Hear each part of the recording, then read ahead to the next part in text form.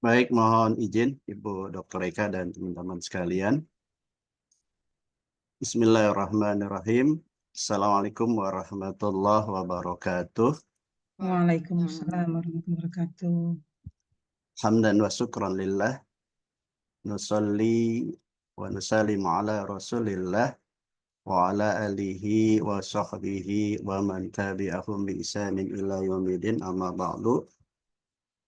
Yang sama-sama kita hormati Ibu Dr. Eka Yunita Yustantina, psikolog MPD, selaku dosen pengampu untuk mata kuliah orientasi baru dalam psikolog pendidikan. Yang kami hormati Bapak Ibu rekan-rekan mahasiswa MTPS 2 UIA. Puji syukur kita panjatkan kehadirat Allah Subhanahu wa taala. Salawat serta salam semoga terlimpah curahkan kepada Nabi kita yang mulia Muhammad Rasulullah Sallallahu Alaihi Wasallam, serta para keluarganya, para sahabatnya, serta buat orang-orang yang tetap setia mengikuti jejak beliau hingga akhir zaman. Alhamdulillah, qadarullah, pada pagi hari ini kelompok kami yang terdiri dari saya sendiri Nur Hasan, kemudian ada Ibu Neneng Marliana, ada Ibu Novana Ernawati. Insya Allah dalam kesempatan kali ini akan mempresentasikan materi terkait dengan evaluasi yang otentik. Apa itu evaluasi yang otentik? Insya Allah nanti akan diterangkan oleh Ibu Neneng atau mungkin Bu Novana. Mangga barangkali Bu Neneng atau Bu Novana. Padahal. Baik, terima kasih Pak Nur Hasan. Mohon izin Bu dosen. Oke. Apa itu evaluasi yang otentik? Lanjut Bu Neneng. Oke. Evaluasi yang otentik merupakan pendekatan dalam penilaian yang berfokus pada pengukuran kemampuan siswa melalui tugas-tugas yang mencerminkan situasi kehidupan nyata. Pendekatan ini bertujuan untuk menggali secara mendalam sejauh mana peserta didik itu telah menguasai kompetensi yang diajarkan, dengan menekankan aplikasi pengetahuan dan keterampilan dalam konteks dunia nyata. Lanjut, Bu Neneng. Oke. Evaluasi otentik dari beberapa sumber. Yang pertama itu menurut Sani, penilaian otentik adalah bentuk penilaian yang melibatkan peserta didik dalam persoalan yang berguna atau pertanyaan penting sehingga peserta didik harus menggunakan pengetahuan untuk menunjukkan kinerja secara efektif dan kreatif. Yang kedua, menurut Kunandar, penilaian otentik adalah suatu proses pengumpulan, pelaporan, dan penggunaan informasi tentang hasil belajar siswa dengan menerapkan prinsip-prinsip penilaian, pelaksanaan berkelanjutan, bukti-bukti otentik, akurat, dan konsisten sebagai akuntabilitas publik. Lanjut, Bu Neneng. Oke. Yang ketiga, menurut Sudiono, penilaian otentik adalah suatu bentuk tugas yang menghendaki pembelajar untuk menunjukkan kinerja di dunia nyata secara bermakna, yang merupakan penerapan esensi pengetahuan dan keterampilan. Yang keempat, menurut Supat, penilaian otentik adalah suatu proses penilaian yang melibatkan berbagai pengukuran berupa produk dan kinerja yang mencerminkan prestasi, kompetensi, motivasi, dan sikap peserta didik pada pembelajaran di kelas. Lanjut. Yang kelima, menurut Majid, penilaian otentik merupakan proses pengumpulan data yang bisa memberikan gambaran perkembangan peserta didik. Gambaran perkembangan peserta didik perlu diketahui oleh pendidik agar dapat memastikan bahwa peserta didik itu mengalami proses pembelajaran dengan benar.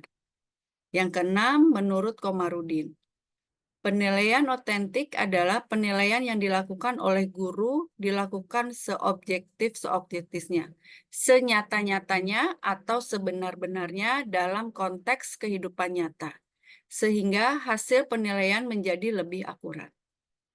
Lanjut, Bu Neng. Oke. Karakteristik evaluasi yang otentik. Di sini ada 4.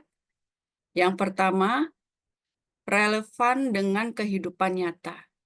Tugas-tugas yang diberikan memiliki kaitan dengan situasi dunia nyata, di mana tugas-tugas yang diberikan ini tidak hanya teoretis, tetapi memiliki kaitan langsung dengan pengalaman sehari-hari, pekerjaan, atau tantangan nyata yang dapat dihadapi oleh siswa. Nah, hal ini membuat pembelajaran lebih bermakna dan kontekstual. Nah, yang kedua, menuntut pemikiran tingkat tinggi. Evaluasi ini memerlukan siswa untuk menganalisis, mengevaluasi, dan menciptakan. Di sini siswa tidak hanya diminta untuk menghafal atau memahami materi saja, tetapi juga untuk menghubungkan, mengeksplorasi, dan menghasilkan solusi atau ide baru yang relevan dengan permasalahan. Yang ketiga, memungkinkan berbagai cara untuk menunjukkan pemahaman. Nah, siswa dapat memilih cara yang paling sesuai untuk mereka dalam menyelesaikan tugas.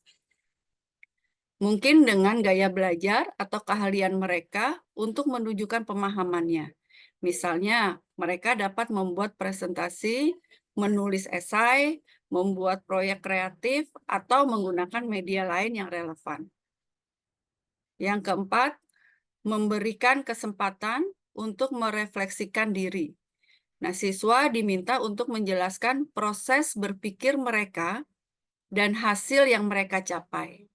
Di sini siswa diajak untuk meninjau kembali proses pembelajaran mereka, baik dari segi keberhasilan maupun tantangan yang dihadapi, serta pelajaran yang dapat dipetik dari pengalaman tersebut. Ini membantu meningkatkan kesadaran diri dan keterampilan belajar mandiri. Oke, lanjut, Bu Neni. Maaf. Aduh, ya Allah.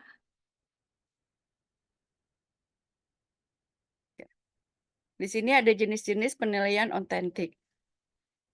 Ada 4 di sini. Yang pertama, penilaian kinerja. Penilaian kinerja di sini adalah penilaian yang dilakukan untuk menguji kemampuan peserta didik dalam mendemonstrasikan pengetahuan dan keterampilan seperti layaknya dalam situasi nyata. Dalam konteks pembelajaran bahasa Indonesia, teknik ini cocok untuk menilai kemampuan berbahasa yang bersifat aktif, produktif. Kompetensi yang bisa dinilai lewat penilaian kinerja diantaranya berpidato, berdiskusi, berwawancara, dan berdeklamasi. Instrumen yang dapat digunakan untuk penilaian kinerja antara lain daftar skala penilaian, daftar cek, dan catatan anekdot. Yang kedua, penilaian proyek atau proyek adalah penilaian terhadap suatu tugas yang mengandung unsur penyelidikan yang harus diselesaikan peserta didik pada kurun waktu tertentu. Kegiatan penyelidikan tersebut meliputi tahap perencanaan, pengumpulan data, pengolahan data, dan penyajian data.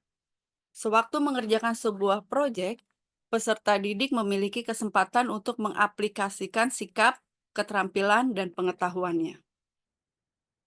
Yang ketiga, itu adalah penilaian portofolio. Ada penilaian melalui koleksi karya peserta didik yang disusun berdasarkan urutan kegiatan secara sistematis. Fokus penilaian portofolio adalah kumpulan karya peserta didik, baik secara individu maupun kelompok. Pada satu periode pembelajaran tertentu, karya-karya peserta didik dipilih kemudian dinilai secara berkesinambungan sehingga tergambar perkembangan potensinya. Yang keempat itu adalah penilaian tertulis. Nah, penilaian tertulis ini dibagi menjadi 2. Itu ada tes objektif dan tes uraian. Dari kedua jenis tes tertulis tersebut, masih lazim digolongkan sebagai salah satu teknik penilaian otentik. Nah, tes ini menuntut peserta didik untuk mampu mengingat, memahami, mengaplikasikan, menganalisis, mensintesis, dan mengevaluasi materi yang sudah dipelajari. Ya, lanjut Bu Neneng. Oke, silakan dilanjut Bu Neneng. Terima kasih.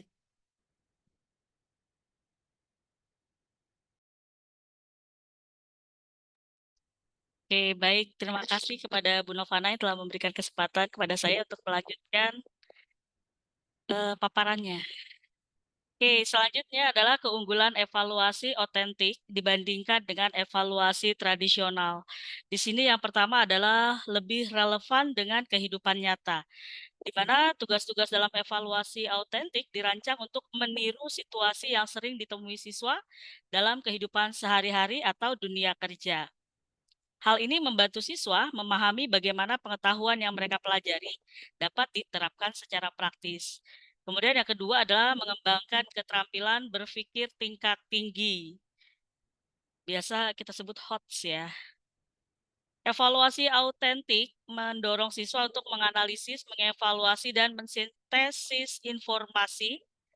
Keterampilan ini sangat penting untuk kesuksesan di berbagai bidang. Kemudian yang ketiga adalah keunggulannya yaitu meningkatkan motivasi belajar. Ketika siswa merasa bahwa apa yang mereka pelajari relevan dan bermanfaat, motivasi mereka untuk belajar akan meningkat.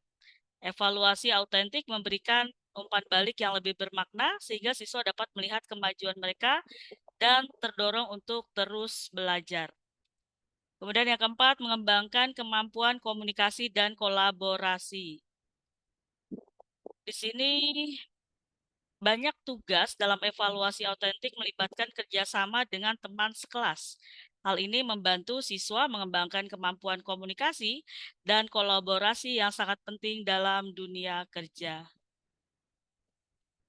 Ada perbedaan evaluasi otentik dan evaluasi tradisional. Di sini fiturnya fokus untuk evaluasi tradisionalnya itu penghafalan fakta dan konsep secara terpisah dari konteks nyata. Kemudian evaluasi otentiknya adalah penerapan pengetahuan dan keterampilan dalam situasi dunia nyata. Untuk jenis soal, untuk evaluasi tradisional itu terdiri dari pilihan ganda, benar salah, dan isian singkat. Untuk evaluasi otentiknya ada proyek, presentasi, portofolio, simulasi, dan esai terbuka. Kemudian untuk jenis konteks, dalam bentuk konteks itu untuk evaluasi tradisional itu terisolasi, tidak terkait dengan kehidupan sehari-hari. Sedangkan untuk evaluasi otentik itu bersifat realistis, mencerminkan situasi dunia nyata. Kemudian untuk tujuan, kalau evaluasi tradisional itu dia mengukur penguasaan pengetahuan secara terpisah. Sedangkan untuk evaluasi otentik itu mengevaluasi kemampuan berpikir kritis, pemecahan masalah, dan kreativitas. Sedangkan untuk umpan balik pada evaluasi tradisional itu lebih bersifat umum dan seringkali hanya berupa nilai numerik. Sedangkan evaluasi otentik dia lebih bersifat spesifik, konstruktif, dan berfokus pada perbaikan. Untuk keterlibatan siswa dalam evaluasi tradisional lebih bersifat pasif, lebih banyak menerima informasi. Sedangkan untuk evaluasi otentik, dia bersifat aktif, terlibat dalam proses pembelajaran dan penilaian. Jadi siswa lebih terlibat dalam proses pembelajaran dan penilaian. Kemudian cara mengimplementasikan evaluasi otentik secara efektif, itu yang pertama adalah memahami tujuan pembelajaran. Jadi di sini guru perlu memiliki pemahaman yang jelas tentang tujuan pembelajaran yang ingin dicapai. Dan yang kedua yaitu merancang tugas yang otentik, di mana tugas-tugas yang diberikan harus relevan dengan kehidupan nyata dan memungkinkan siswa untuk menunjukkan pemahaman mereka secara mendalam. Kemudian yang ketiga, menggunakan berbagai instrumen penilaian. Jadi selain tes tertulis, guru dapat menggunakan portofolio, presentasi, proyek kelompok, dan observasi untuk menilai siswa. Dan yang keempat, memberikan umpan balik yang konstruktif, di mana umpan balik yang diberikan harus spesifik. jelas dan bermanfaat untuk membantu siswa memperbaiki kinerja mereka. Kemudian cara mengimplementasikan evaluasi otentik secara efektif. Di sini melibatkan siswa dalam proses penilaian, di mana siswa dapat dilibatkan dalam menentukan kriteria penilaian dan memberikan umpan balik kepada teman sekelas. Contoh implementasi evaluasi otentik, kalau pada mata pelajaran Bahasa Indonesia, itu contohnya adalah siswa diminta membuat vlog atau podcast tentang isu sosial yang sedang hangat.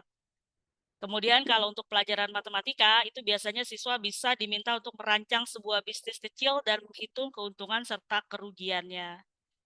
Pada mata pelajaran sains, di sini siswa bisa melakukan eksperimen sederhana di rumah dan membuat laporan lengkap. Dan pada mata pelajaran sejarah, siswa bisa untuk membuat presentasi tentang tokoh sejarah yang mereka pilih, lengkap dengan kostum dan properti. Kemudian tantangannya apa sih dalam implementasi evaluasi otentik? Yang pertama, membutuhkan waktu dan persiapan. Jadi harus merancang tugas-tugas otentik dan memberikan penilaian yang komprehensif, itu tuh membutuhkan waktu dan persiapan yang matang dari guru. Kemudian juga membutuhkan sumber daya yang cukup, di mana implementasi evaluasi otentik mungkin memerlukan sumber daya tambahan seperti bahan-bahan, teknologi, dan ruang kelas yang fleksibel. Kemudian juga perlu adanya perubahan paradigma. Jadi evaluasi otentik itu membutuhkan perubahan paradigma dari dalam penilaian pendidikan yang mungkin sulit bagi beberapa guru dan sekolah. Selanjutnya saya serahkan kepada Bapak Nur Hasan untuk melanjutkan slide selanjutnya. Terima kasih.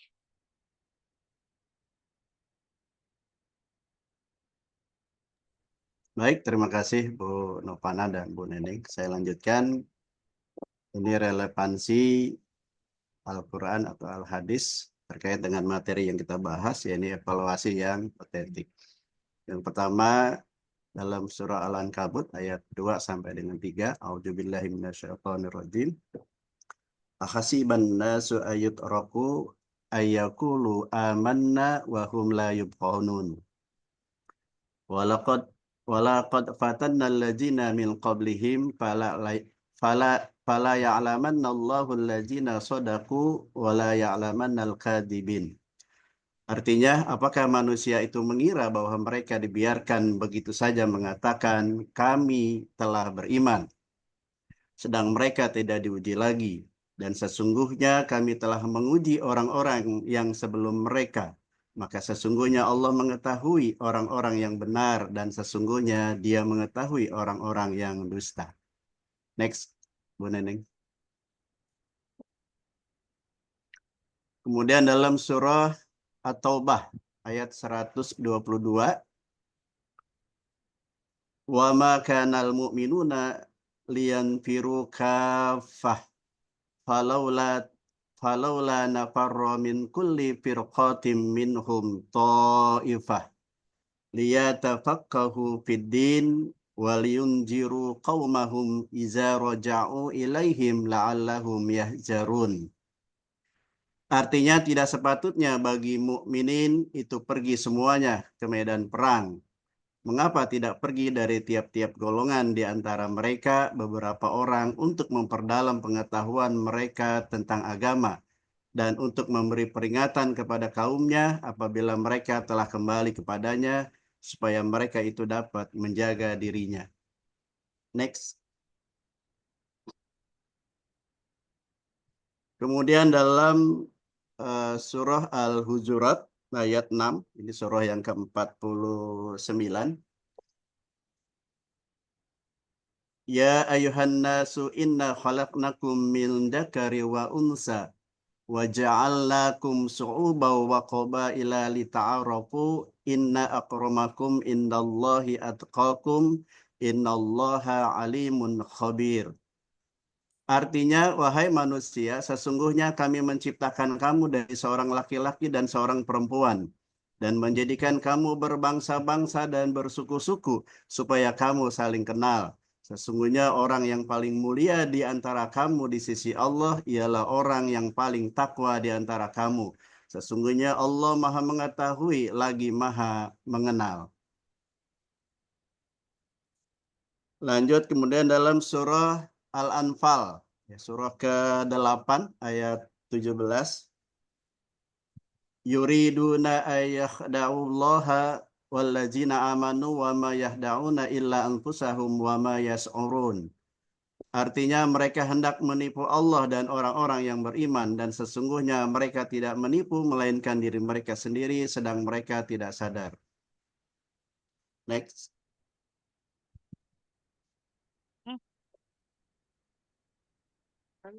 Lanjut dalam surah Al-Jaljalah, surah ke-99 ayat 7-8. Fama ya'mal misqala dzarratin khairan yarah wa ma ya'mal misqala dzarratin syarran yarah.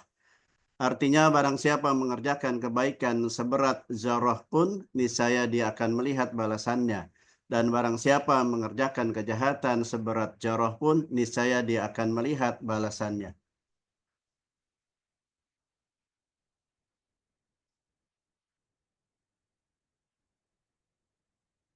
Lanjut, ini terkait dengan al-hadis. Innamal a'malu binniyah wa innama likulli imri'in ma nawa. Sesungguhnya amal itu tergantung niatnya, dan sesungguhnya bagi setiap orang adalah apa yang dia niatkan. Kemudian thalabul ilmi faridatun ala kulli muslimin. Ada juga yang menambahkan thalabul ilmi faridatun ala kulli muslimin wal muslimat. Artinya menuntut ilmu itu wajib atas setiap muslim. Inti dari pembahasan salah satunya evaluasi yang otentik ini adalah ilmu yang dimiliki oleh siswa, ilmu yang dimiliki oleh kita, maka itu harus dibuktikan dengan kerja nyata, dengan fakta. Bahkan kalau kita lihat dalam surah ke-61, surah As-Saff, ayat 2 dan 3, A'udzubillahi minasyaitonirrajim. Bismillahirrahmanirrahim. Ya ayyuhallazina amanu lima taquluna ma la taf'alun. Hai orang-orang beriman, mengapa engkau mengatakan apa-apa yang tidak engkau kerjakan? Nah, ini artinya bahwa kita termasuk siswa bukan hanya sebatas memiliki ilmu, tetapi ilmu itu harus diaplikasikan dalam kehidupan nyata. Dan apa yang terjadi kalau hanya seperti itu? Ya, kalau bahasa sekarang mungkin hanya omong doang, ya. Maka Allah amat benci. Ayat 3-nya, kabura maqtan indallahi an taqulu ma la taf'alun. Amat besar kebencian di sisi Allah kepada orang yang hanya berbicara tetapi tidak mempraktekkan. Next.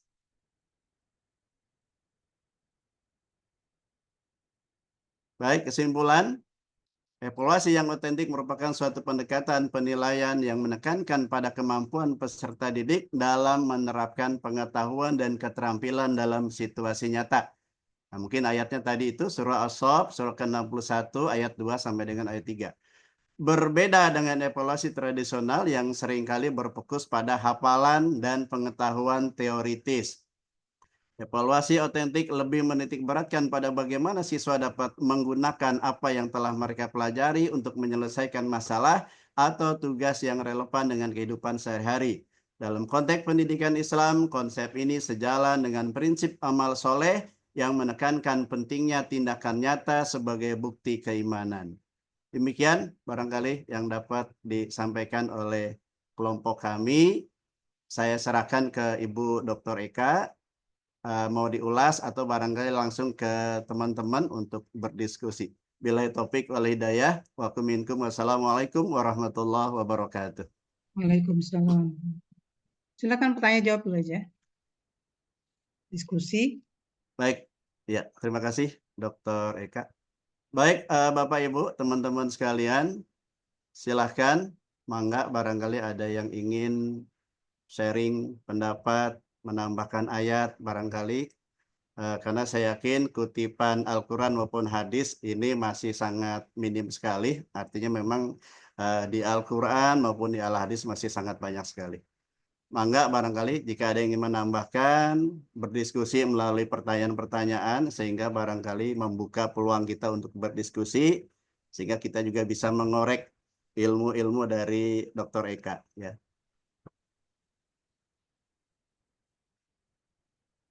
Silakan, Bapak Ibu. Barangkali ada yang ingin menambahkan.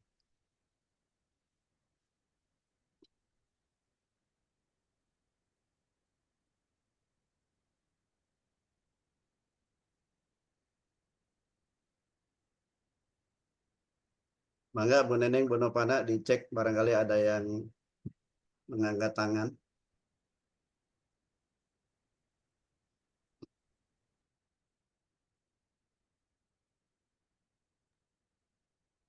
Silahkan Bapak Ibu, mungkin ada yang mau merespon, ada yang mau menanggapi atau memberikan masukan terkait materi kita pada pagi hari ini.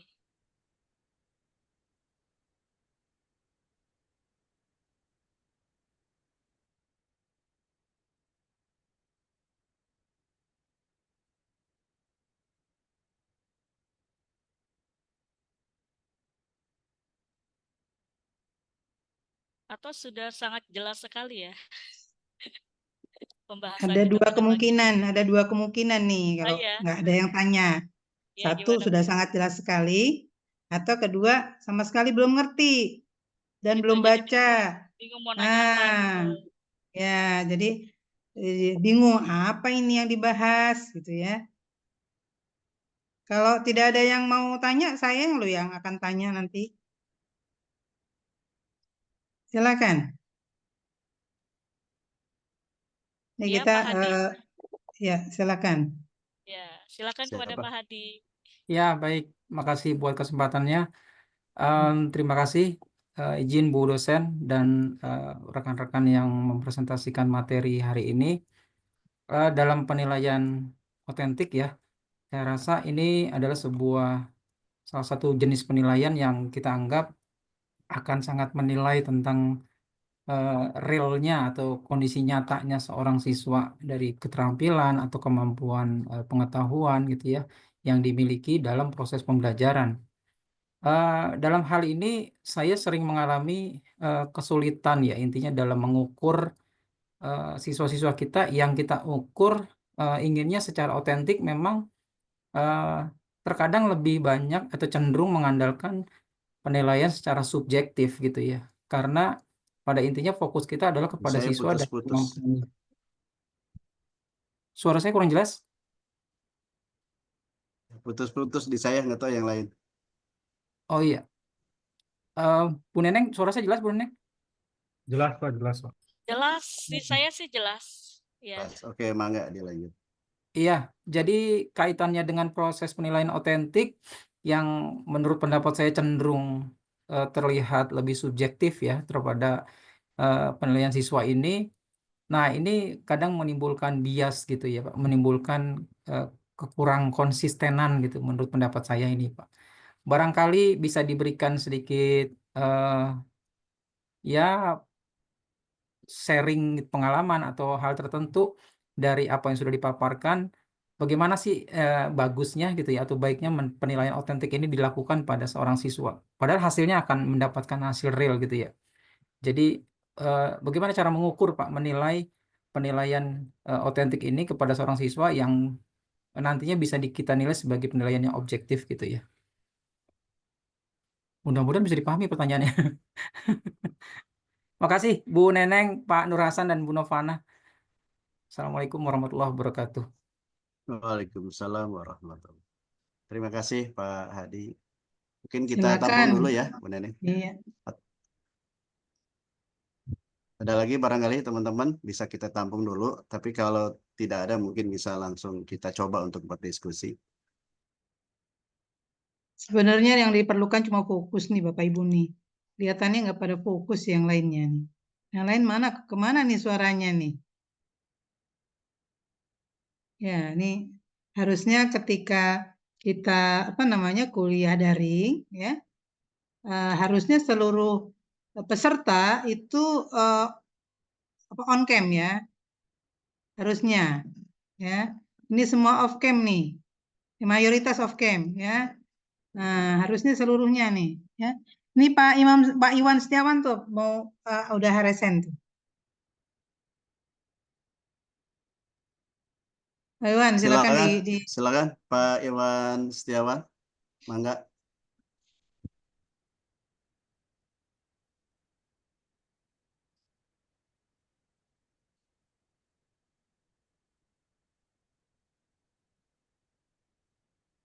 Mangga Pak Iwan. Dibuka dulu Pak, dibuka dulu mikrofonnya. Oke. Ya, silakan. Ya, siap. Baik, Assalamualaikum warahmatullahi wabarakatuh. Terima kasih Waalaikumsalam Bu warahmatullahi dosen dan wabarakatuh. rekan-rekan kelompok penyaji. Materi penilaian otentik secara konsep luar biasa ya. Cuma mungkin kami ingin mendapatkan sharing dari rekan-rekan sekaligus diskusi dalam tataran implementasi nih ya.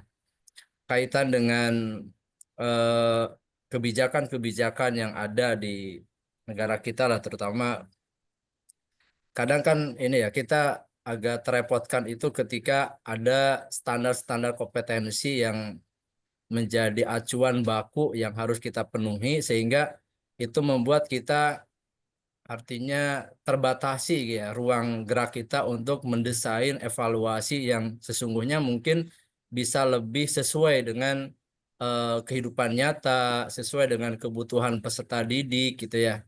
Nah, ini gimana pandangan rekan-rekan penyaji termasuk Bu dosen, apalagi kaitan dengan isu akan diberlakukan kembali ujian nasional ya. Ini menjadi tantangan besar ya.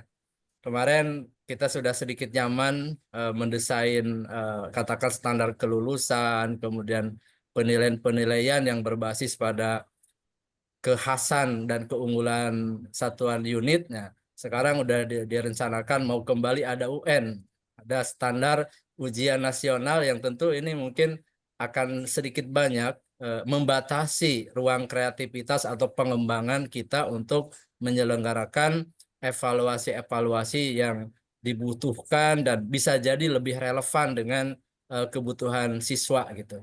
Mungkin demikian pertanyaan atau apalah namanya, tapi paling tidak hal ini mudah-mudahan bisa kita diskusikan. Demikian, terima kasih. Baik, terima kasih Pak Iwan. Ada lagi barangkali? Satu penanya lagi.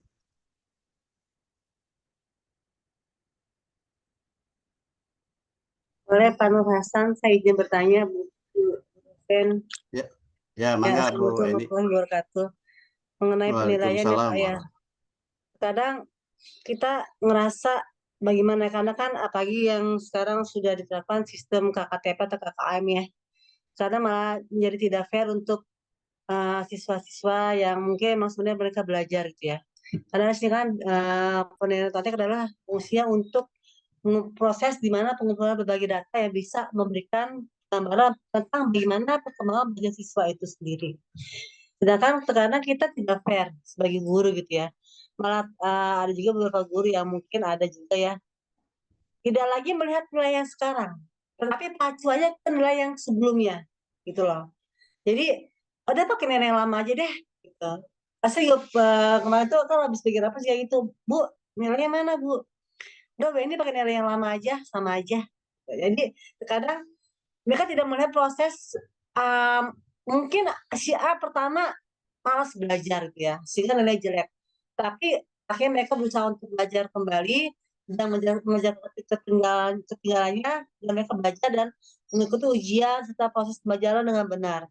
Tetapi karena guru itu terkadang malas membuat nilai, sehingga penilaian itu tidak menjadi fair atau tidak nggak update lagi ya. Itu jadi saya ngalamin itu Pak Hasil. Jadi menurut Pak Hasan bagaimana dengan tim, karena guru rata-rata, tapi guru-guru yang maaf ya, memang mungkin nggak semua, tapi ada beberapa guru yang mungkin guru senior gitu ya. Ini pakai nilai yang lama aja deh, sama aja kan nilainya gitu. Begitu Pak Hasan dan Ibu serta Bapak Ibu mungkin ada bisa sharing ke saya bagaimana caranya. Jadi kadang-kadang kita sebagai yang baru, apalagi saya guru baru di sana, kadang-kadang enak ngomong, jangan Bu pakai nilai ini aja. Jadi ya itu karena Indonesia bakal gak enak ya, jadi ya udah akhirnya nerima aja. Terima kasih. Assalamualaikum warahmatullahi wabarakatuh. Waalaikumsalam warahmatullahi wabarakatuh. Terima kasih Bu Eni. Baik Bapak dan Ibu, karena sudah ada 3 penanya, ya, mohon izin barangkali dari kelompok kami ingin menanggapi. Ya. Mangga dari Bu Neneng mungkin atau Bu Novana ingin menjawab pertanyaan dari Pak Hadi. Tadi pertanyaannya kalau saya sederhanakan, bagaimana baiknya melaksanakan penilaian otentik agar hasilnya real, ya, tidak bias dan lain sebagainya.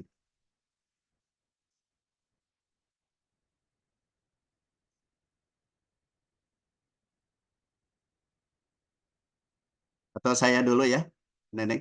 Nanti ditambahkan oleh Bu Neneng. Saya menambahkan aja Pak. Lagi nyari Iya, jawaban. baik. Baik, barangkali mohon izin Pak Hadi, saya untuk menanggapi.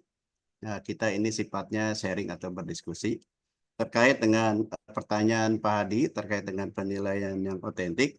Nah, ini memang ketika kita melaksanakan penilaian otentik, tentu kita juga harus memiliki kriteria-kriteria ya, seperti ya tentu apa yang kita ukur ini harus valid ya, kemudian hasilnya harus konsisten ya, kemudian juga sifatnya objektif, kita tidak boleh subjektif, artinya tidak dipengaruhi oleh bias ya, oleh sangka-sangka ya, dan juga tentunya harus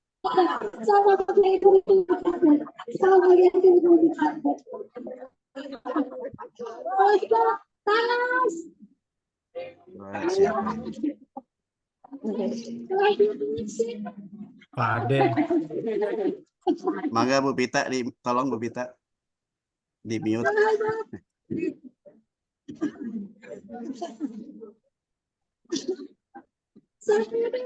Co-host bisa nggak co-host memute? Kohos bisa Neneng, itu. Bu Eni. Bu Neneng, Bu Eni, tolong di mute Pak Ade. Oh, nggak bisa ya.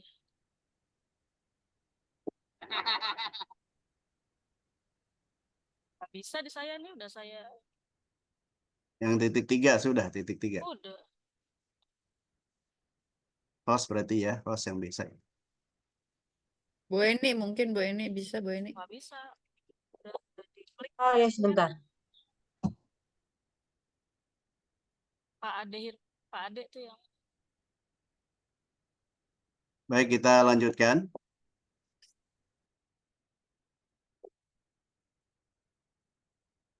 Iya, Pak. Terkait langkah-langkah penilaian otentik, tentu yang pertama kita juga harus memiliki tujuan ya, tentukan tujuan ya, tentukan tujuan pembelajaran dengan jelas ya. Kemudian kembangkan kriteria. Kita buat kriteria penilaian yang lebih spesifik dan lebih jelas ya, termasuk metodenya. Kita pilih metode penilaian yang akan kita lakukan ini agar tepat ya, misalnya apakah proyek, apakah presentasi, ataukah karya tulis. Kemudian gunakan ya rubrik ya, buat rubrik penilaian untuk memastikan konsistensinya. Artinya benar-benar kita tulis gitu ya, kita tulis sehingga nanti pertanyaan itu juga akan berlaku pada siswa kita yang lain. Dan lakukan penilaian secara objektif ya, transparan. Artinya ini berlaku juga untuk semua siswa atau objek yang akan kita nilai. Nah, setelah itu berikan umpan balik ya, berikan umpan balik yang tentunya yang sifatnya ini konstruktif ya, membangun kepada siswa kita. Nah, kemudian evaluasi dan perbaiki ya. Setelah kita melakukan penilaian, maka lakukan evaluasi dan perbaiki proses penilaian secara terus-menerus. Artinya tidak selesai begitu saja.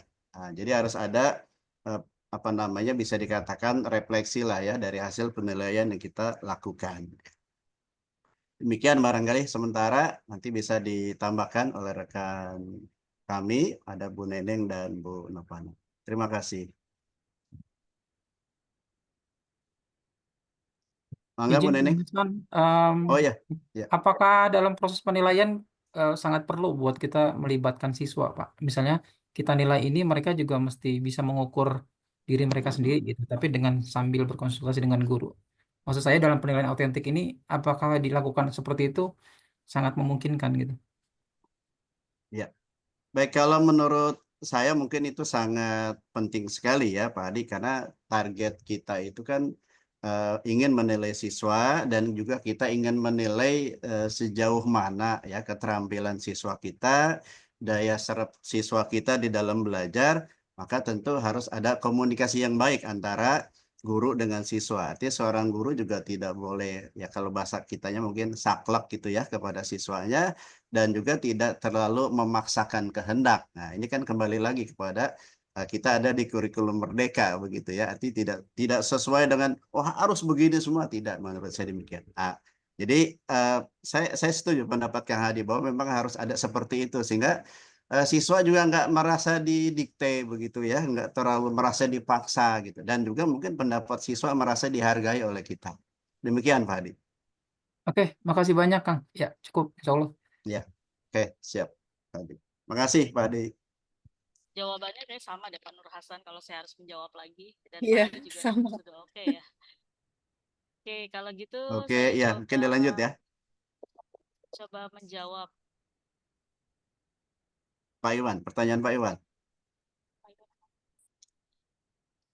Tadi pertanyaannya untuk yang Pak Ustadz Iwan, ini tanggapan saya begitu. Nasional Kebijakan ya, yang ada di Indonesia, kebijakan yang baku gitu ya.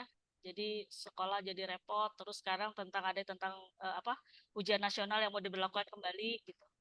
iya, Terus iya, mangga, bagaimana pendapat itu ya? ya, mangga Bu Neni. Oke, pendapat terkait kebijakan yang baku di sekolah itu dan rencana diberlakukannya kembali ujian nasional, itu sudah pasti mempertimbangkan berbagai perspektif, yaitu pastinya dari sudut pandang pendidikan lebih matang. Oke, terkait kebijakan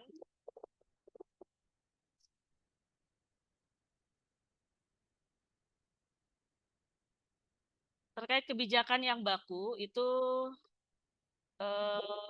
ada standar yang jelas. Kebijakannya baku itu membantu menciptakan keseragaman dalam sistem pendidikan sehingga memudahkan pengawasan dan evaluasi. Jadi sesuatu yang baku-baku itu udah pasti untuk keseragaman gitu, biar sama. Jadi kalau misalnya secara penilaian pun kalau udah sifatnya baku tidak terintervensi dengan yang lain gitu. Kemudian juga kepastian dalam pelaksanaan.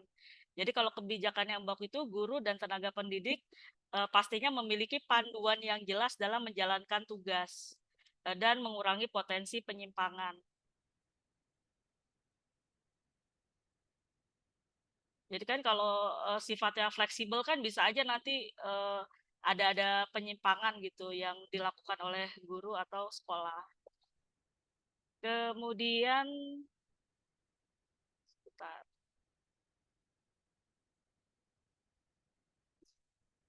Bu Novana bisa bantu dulu nggak? Ini rusak nih catatan saya. Halo, Bu Novana? Terus saya bantu ya. Iya, iya Pak. Saya Ini bantu dulu Bu Neni. berantakan catatan saya. Ya, Pas turun baik. naik. Baik Pak Ustadz Iwan, terkait tadi pertanyaan Pak Iwan bahwa kebijakan yang ada di Indonesia ini tentu harus ada standar-standar baku yang harus dipenuhi. Menurut saya memang ya seperti itulah salah satu tugas negara barangkali memberikan standar-standar baku di dalam pendidikan agar penyelenggara pendidikan itu tidak berbeda jauh dari bisa dikatakanlah garis-garis besar yang ditetapkan oleh negara begitu. Jadi tetap memang harus kita mengikuti itu. Nah, namun demikian, pemerintah juga tidak sesaklek barangkali yang kita bayangkan. Seperti saya di SMA Negeri 2 Cikarang Barat, itu boleh-boleh saja sekolah menyelenggarakan bisa dikatakan program-program tambahan.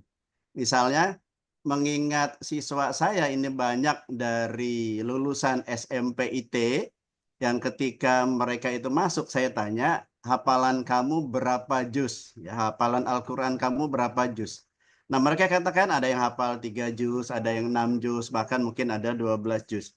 Nah, tentu sekolah kami tidak ingin hafalan mereka begitu sekolah di tempat kami itu jadi hilang hafalannya, lantaran mungkin tidak pernah murojaah lagi gitu. Nah, kami sebagai sekolah negeri tetap berusaha untuk peduli. Ya, tetap kita peduli. Yang pertama ada yang namanya ekskul. Kita boleh mengadakan ekskul, sekarang itu namanya dulu Rohis, kalau sekarang namanya ekskul Irma, ya Ikatan Remaja Masjid, begitu ya. Sekarang namanya Irma, kalau dulu Rohis. Nah, di situ boleh ya pembina kemudian memberikan arahan-arahan, mengadakan pengajian, kemudian juga mereview hafalan-hafalan mereka selama SMP. Bukan hanya mempertahankan, tetapi juga barangkali akan menambah. Nah, yang kedua dari program kami seperti itu membuat orang tua dari SMP IT itu lebih simpatik begitu kepada sekolah kami, karena sekolah kami ini walaupun negeri gitu ya, tidak seperti yang mereka bayangkan. Kita tetap aspiratif bahwa hafalan-hafalan anak mereka itu insya Allah masih bisa terjaga seperti itu. Nah, tentu bukan hanya itu saja ya, kegiatan-kegiatan lain pun, karena pada dasarnya memang ya mohon maaf, sekolah negeri ini ya miniaturnya Indonesia begitu ya. Jadi ya agama ya ada, kadang-kadang harus seni, nari dan lain sebagainya juga memang ada. Dan ini yang mungkin yang membedakan antara kami sekolah negeri dengan SMA IT atau mungkin SMP IT ya, lebih bisa mengendalikan diri dan lain sebagainya. Tentu disesuaikan dengan program yang digariskan oleh sebuah yayasan ya, kemana visi misi yayasan tersebut. Nah, itulah barangkali program yang ditanamkan di sekolah yang dikembangkan. Demikian barangkali sedikit ya Ustadz Iwan. Iya, terus mengenai ujian nasional, kalau saya pribadi ya Pak ya, ujian nasional saya mah lebih setuju adanya ujian nasional gitu. Karena menurut saya ujian nasional itu lebih adil untuk siswa, apalagi istilahnya siswa yang rajin belajar gitu kan. Mereka kan dibanding dengan yang biasa-biasa aja, ternyata setelah penerimaan rapot itu nilainya tidak jauh beda gitu. Padahal kan jadi tidak ada alat ukur yang pasti gitu kalau yang sekarang ini. Tapi kalau UN itu tuh bisa jadi alat ukur untuk pencapaian siswa yang berprestasi dan tidak berprestasi gitu. Kalau menurut saya seperti itu. Kalau saya sih lebih setuju ya. Kemudian juga sekolah dan guru juga jadi punya tanggung jawab gitu untuk mencapai standar tertentu. Jadi kita kalau sekarang ini yang saya rasakan ya, kita kan merdeka belajar gitu. Kita hanya mengarahkan siswa gitu. Kalau dengan adanya UN itu kalau menurut saya itu kita lebih punya tanggung jawab kepada siswa bagaimana supaya siswa bisa mendapatkan hasil atau nilai. Memang sih kalau UN itu kan lebih kepada nilai ya, nilai siswa. Tapi kalau saya menurut saya nilai itu lebih untuk mengukur kemampuan siswa. Jadi kalau saya lebih setuju adanya UN gitu. Walaupun banyak yang bilang katanya kalau UN itu kan nanti cuma tahu hasilnya doang katanya gitu ya. Tahu-tahu apa nilai lah gitu. 1 sampai 10 misalkan. Tapi kalau misalkan yang sekarang ini kan Merdeka Belajar itu lebih kepada proses. Jadi anak bisa kalau proses itu mereka lebih tahu, jadi melalui proses tidak tahu nilai gitu. Tapi kalau saya sih terus terang saya setuju UN, walaupun nantinya bakal ada pendalaman materi lagi, lebih capek. Itu sih Pak kalau saya ya Pak ya. Ya. Terima Baik, kasih. mungkin terkait UN, mungkin saya izin berpendapat. Tadi disampaikan oleh Ustadz Iwan, apalagi katanya mau ada UN begitu ya. Memang ya tentu semua program itu ada plusnya, ada minusnya ya. Dulu kita pernah ada UN, nah, padahal UN itu kan salah satu cara negara untuk mengetahui sejauh mana tingkat perkembangan pendidikan di Indonesia. Nah, ketika itu ada yang berpendapat, mengapa harus mengambil sampel dari seluruh sekolah kalau hanya ingin mengetahui kan bisa saja menggunakan metode sampling. Tinggal samplingnya saja apa mau 10% atau 20% dari sekolah yang ada di Indonesia. Kemudian dari nilai itu bisa mengetahui bahwa tingkat perkembangan pendidikan di Indonesia misalnya untuk SD-nya sekian rata-ratanya, SMP-nya sekian, SMA-nya sekian. Nah, namun memang diberlakukan secara umum di Indonesia sehingga semuanya wajib menyelenggarakan ujian nasional. Apalagi kemudian UN dijadikan sebagai standar kelulusan.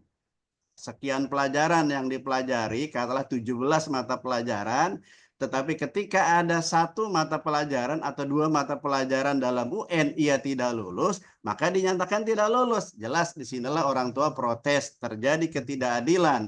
Masa dari 17 mata pelajaran, 2 pelajaran tidak lulus kemudian dinyatakan tidak lulus?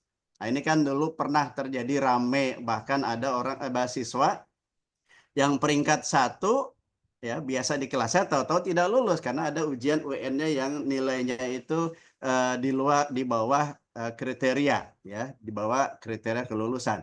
Nah, ini juga barangkali sangat penting.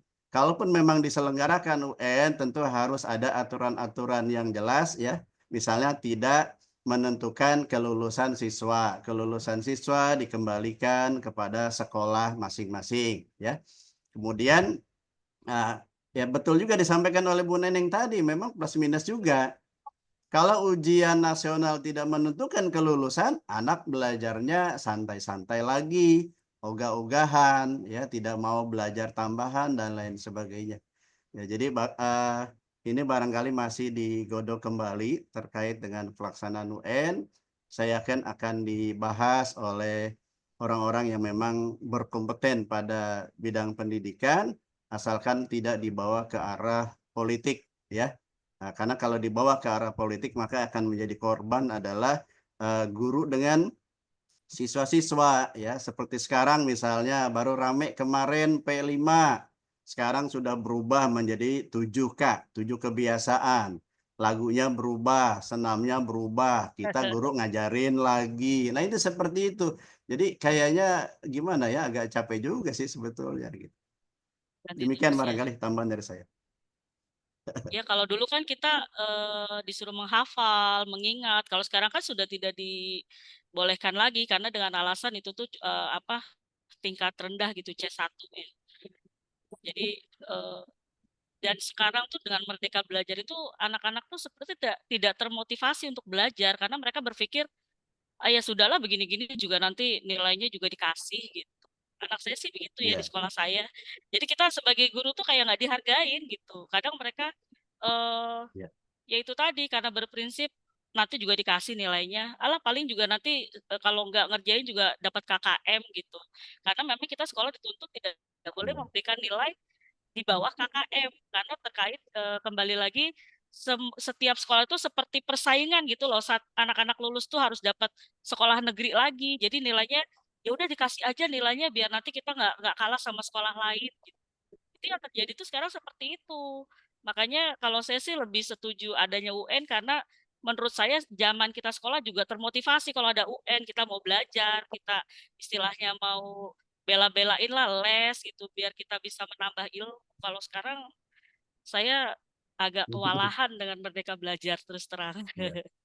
Oke, baik Bu Neneng, kita kembalikan Iya. ke Pak Ustadz Ewan sebagai penanya. Bagaimana Bu Ustadz Eni? Ewan? Oh iya. Iya. Pak Iwan ya. Pak Iwan Baik, dulu. menarik sekali ya. Walaupun tadi kita sebenarnya tidak membahas kebijakannya, cuman maksud saya Ya. gimana kita mensiasati gitu ya. Ketika kita bicara penilaian otentik kan penilaian yang sangat ruang lingkupnya luas dan ada sedikit kebebasan bagi kita untuk mendesain seperti apa penilaian-penilaian yang akan kita lakukan gitu. Tapi alhamdulillah Masya Allah udah terbuka wawasan kita bahwa satu sisi kebijakan ya kebijakan harus kita ikuti ya sebagai sebuah komitmen kita sebagai warga negara.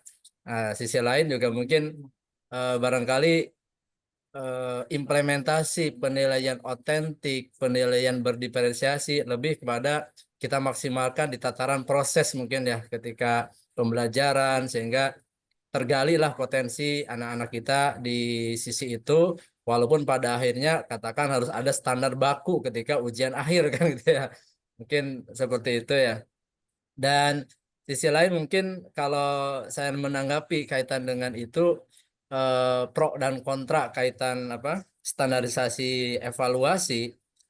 Mungkin kebetulan nih Dokter Eka ya kaitan dengan pandangan psikologi itu bagaimana ketika pandangan bahwa setiap anak punya potensi masing-masing, kemudian tidak boleh dipaksakan dalam satu katakan ya masa ikan sama monyet kok sama-sama di tesnya dalam bentuk naik pohon kan gitu ya. Itu kan gambaran UN seperti itu yang dibawa gitu ya. Kemudian hal-hal lain mungkin nanti bisa memberikan pencerahan juga. Dan sekali lagi terima kasih atas paparan dari para penyaji. Demikian. Baik, terima Baik. kasih Pak Ustadz Iwan. Kita masih ada satu pertanyaan. Ya, saya mau Pertanyaan dari Bu jawab Eni ya. pertanyaannya Bu Eni, Pak. Ya, mangga Bu Novana. Ya. Ya sharing aja sih kayaknya pertanyaan Bu Eni sih ya nggak jauh-jauh sih, sekolahan saya juga rata-rata seperti itu ya guru-gurunya. Tadi kalau nggak salah Bu Eni tuh ngomong bagaimana sih menyikapi guru-guru yang hanya memberikan nilai yang udah ada gitu loh. Kayak misalkan dia tuh nggak mau ngambil pusing. Nah, ini berhubungan apa yang tadi Bu Neneng sampaikan. Kalau menurut saya gitu. Walaupun kita sudah ngasih yang benar-benar nih, kayak misalkan ya mereka tuh harus melakukan tugas nyata, mau nilainya dari bagaimana sih cara mereka presentasi, bagaimana sih cara mereka menjawab, dan sebagainya lah gitu kan. Kita sudah memberikan nilai itu gitu loh. Tapi ya kembali lagi gitu loh. Kalau nilai kurang, ya kita dipertanyakan lagi gitu.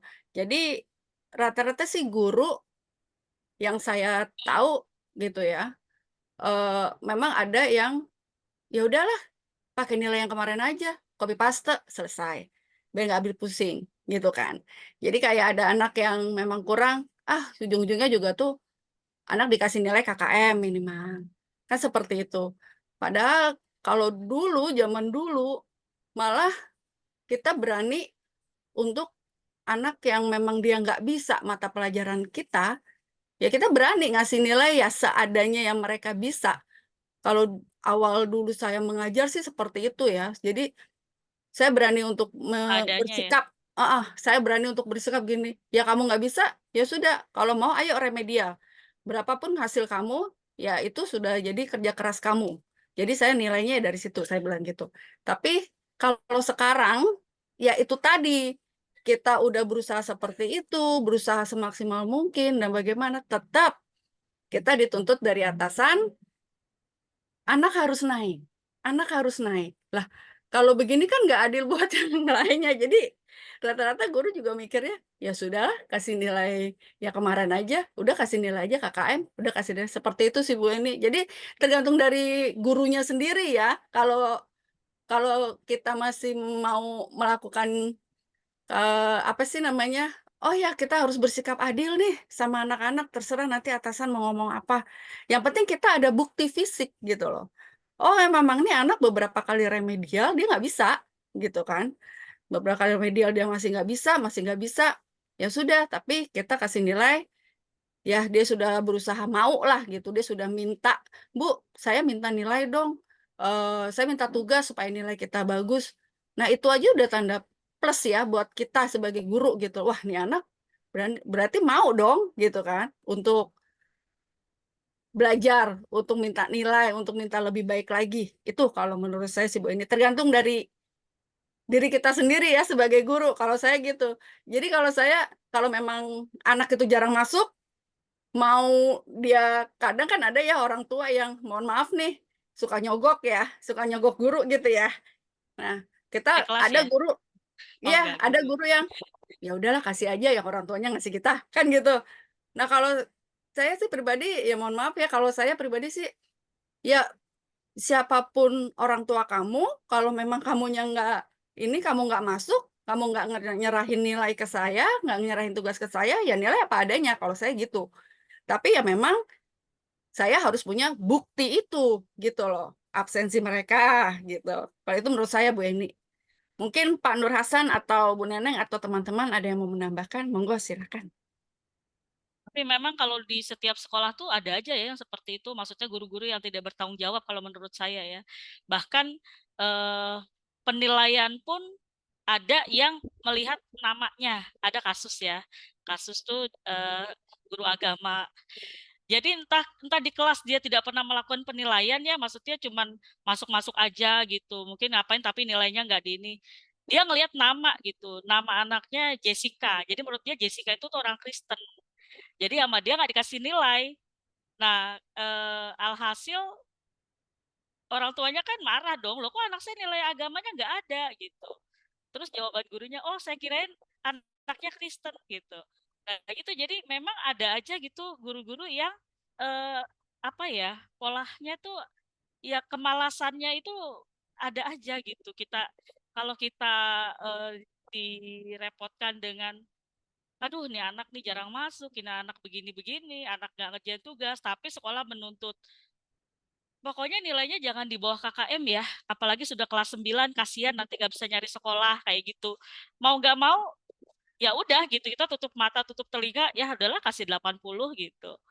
Jadi seperti itu memang kayaknya sama sih ya masalah-masalah kita di sekolah seperti itu ya, dengan guru-guru yang macam-macam, yang malesnya juga ada gitu. Kadang kita mau negur nggak enak gitu, nggak ditegur aduh ini kasihan ini anak gitu. Kita kan tahu anaknya seperti apa. Apalagi saat itu yang namanya Jessica itu anak pinter gitu. Anak ketua komite. Kok bisa-bisanya guru nggak tahu gitu kalau anak itu tuh agamanya Islam dibilangnya Kristen nggak dikasih nilai. Jadi kan kembali lagi kepada jadi nggak bisa dikatakan semua guru ya itu bisa hanya perorangan saja yang seperti itu. Tapi bisa mencorengkan nama guru pada umumnya tuh guru itu guru gitu. Orang tua kan taunya itu guru 172 misalkan. Seperti itu. Iya Pak Nur Hasan mau komentari? Baik, terima kasih Bu Nopana, Bu Neneng.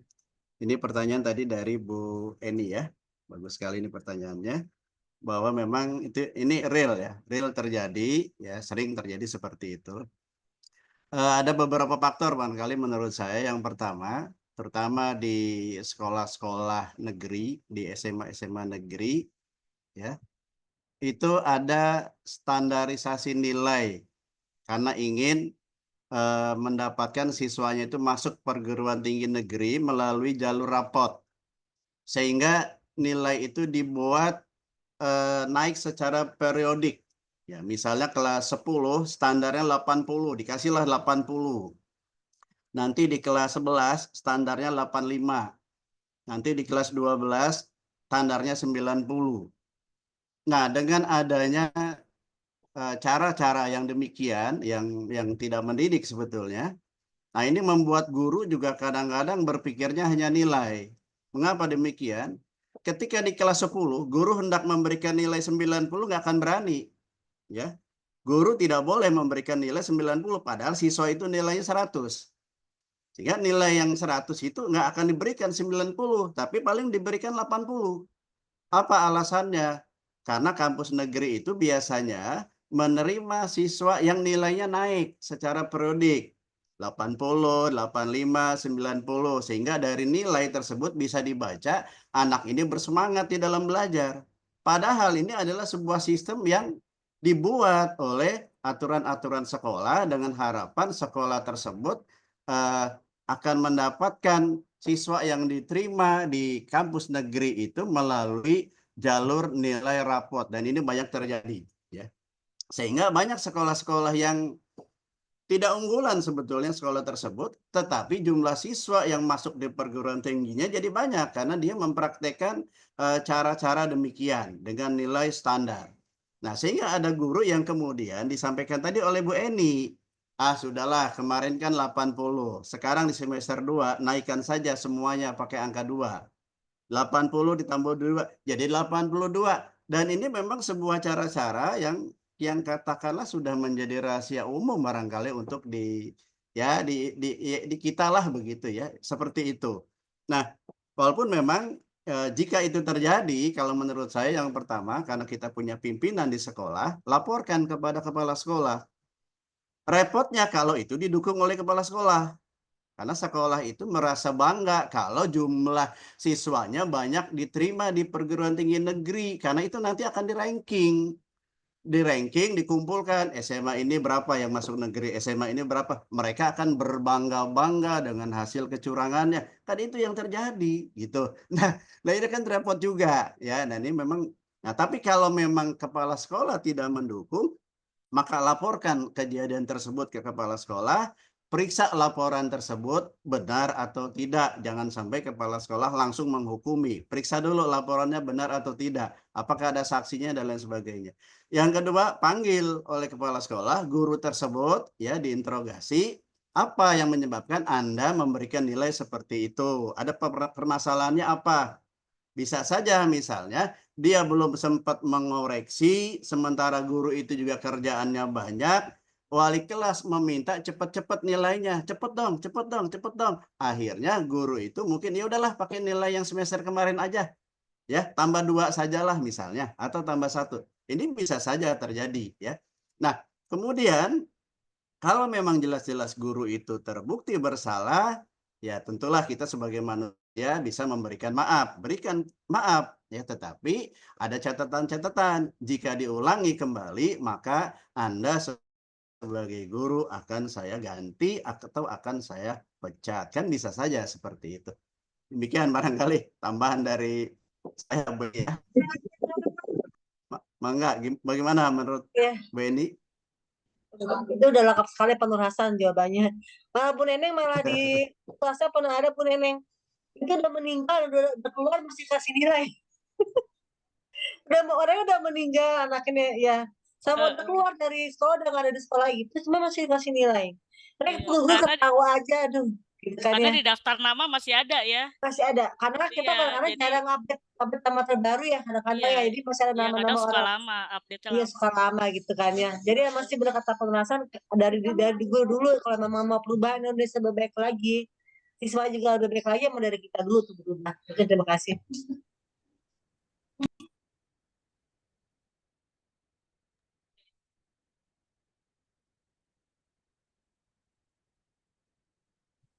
Mungkin sudah cukup kali Pak Nur Hasan. Oh, Ya, ada Bu. baik. Wah, Pak, Ada yang boleh ingin nambahin ditanyakan lagi? sedikit? Nggak nambahin Boleh sedikit Kak, Boleh. aja, kalau Pak. menambahkan Mangga. boleh, kalau menambahkan Kan? boleh. Boleh Bu Ari, Bu Ari, boleh. Monggo, silakan. Enggak sih. Makasih sebelumnya. Assalamualaikum warahmatullahi wabarakatuh.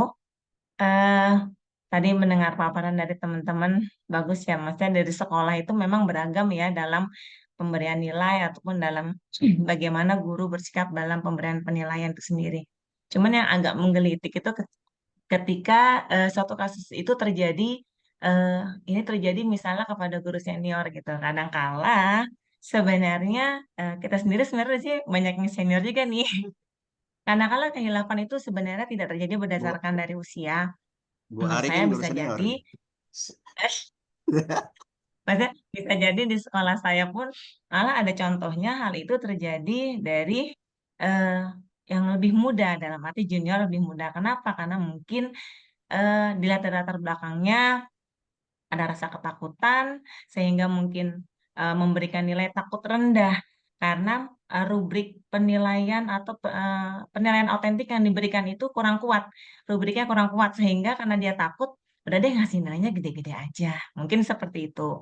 Eh, jadi hal itu bisa terjadi karena misinformasi dan kurang beraninya kita atau ketika pemberian penilaian itu seperti Pak Nur Hasan bilang, iya ada ininya, kriteria. Nah, rubrik itu benar-benar ketika kita bikin rubrik, bikin instrumen, komitmen. Seperti itu aja. Jadi, nggak senior, nggak junior, bisa jadi kesalahan ini terjadi buat Bu Ari, kita semua punten. sih. Mungkin itu aja. Terima kasih, itu aja Bapak, Ibu. Wassalamualaikum warahmatullahi wabarakatuh. Waalaikumsalam warahmatullahi Waalaikumsalam. Tuh. Iya sih Bu Ari, kalau menurut saya sih ya memang iya ya nggak senior, nggak junior, memang seperti itu. Ya kadang kita mau bertindak aja sebelum bertindak nih, kita udah diancam duluan gitu kan sama atasan. Siapa Ibaratnya tuh? diginiin, iya diginiin nih. Bapak Ibu kalau ngasih nilai kurang dari KKM, Bapak Ibu harus mempersiapkan bukti-buktinya, dan nanti kalau orang tua itu bertanya, Bapak Ibu harus begini-begini, makanya kita ditakut-takutin gitu ya guru itu ya. Ya. Jadi Betul, kamu sehingga takut banyak guru yang daripada, takut. nah itu daripada saya ribet banget nih, udahlah KKN kan seperti itu, gitu Ya. kan. Sempat juga sih kemarin kejadian juga nih di sekolah saya di RCD curhat nih. Apa sih namanya, ujian ada esai, ada pilihan ganda. Nah esai saya malah diginiin sama teman saya, Bu Nov, ribet amat meriksa-periksa esai, udah langsung aja 30 semua selesai. Loh, ya nggak bisa begitu dong Pak, saya bilang gitu. Lah kalau begitu kasihan anak yang pintar, yang dia ngisi panjang banget dengan anak yang cuman ada tulisan maaf Bu saya nggak tahu, atau maaf Bu atau apalah gitu, lah kita kasih 30 juga gitu kan. Kalau saya bilang sama teman saya, oh iya Pak biar kita nggak pusing, dah itu aja. Tapi setelah itu saya pikir-pikir, ah enggak ah, akhirnya saya ya udah saya periksa satu-satu, saya ngajar 8 kelas, ya udah saya periksa satu-satu itu, gitu kan. Jadi bagi saya ada ya nggak adilnya gitu loh. Tapi ada guru yang memang nggak mau ribet juga sih. Ya itulah ada 1 atau 2 guru yang seperti itu. Jadi nama guru ya udah tercoreng. Itu dia. Itu aja sih. Terima Nah, kasih. Bang Nova mah kadang-kadang gini ngomongnya, udah sih nggak usah capek-capek ngoreksi, lihat aja mukanya, udah kasih nilai. Itu ya, Bu. Iya Baik betul-betul. teman-teman, cukup barangkali ya kita kembalikan ke Dr. Eka karena waktu kita juga sudah 11:18 menit, kita masih ada waktu kurang lebih 12 menit. Kita mohon arahan bimbingan dari Dr. Eka. Kepada Ibu Dr. Eka kami persilahkan. Baik, Assalamualaikum warahmatullahi wabarakatuh. Waalaikumsalam warahmatullahi wabarakatuh.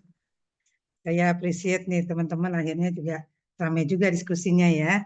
Karena sebenarnya memang masalah evaluasi ini sangat menarik dan penting sebenarnya, sangat penting untuk dibahas gitu ya.